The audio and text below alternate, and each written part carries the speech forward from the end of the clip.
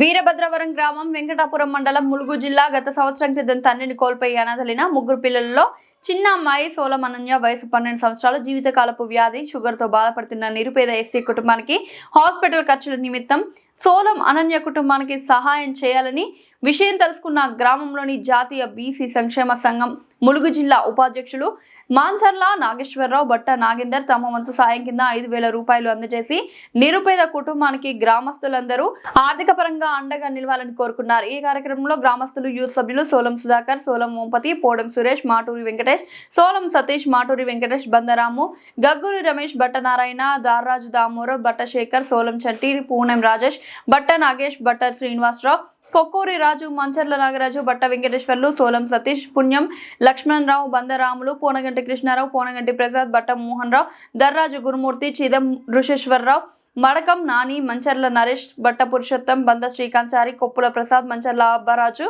కుంట సందీప్, బంద సాంబం, కుంట సంపత్, కొంగూరు శశాంత్, కంఠం ప్రణయ్, లంజపల్లి చెడ్డిబాబు, గుద్దేటి చరణ్, ఇండ్ల శివకుమార్, గద్దల ధనంజయ్, కట్టం అభిషేక్, అరుణ్, మంచర్ల పురుషోత్తం, మంచర్ల రాంబాబు మరియు గ్రామస్తులు పెద్ద ఎత్తున పాల్గొని అభినందించారు.